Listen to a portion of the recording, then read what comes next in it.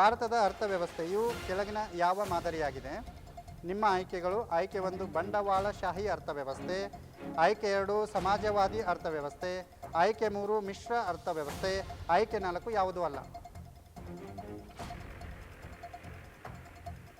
ಹೇಳು, ನೀನು ಹೇಳಮ್ಮ.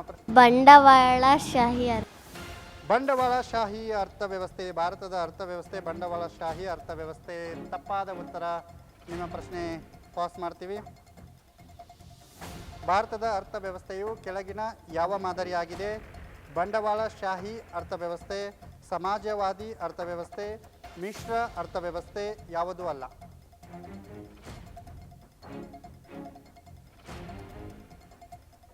Sir option.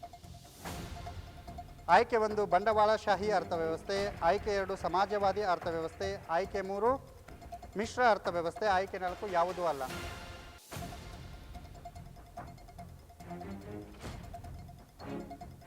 Sir option C ಮಿಶ್ರ.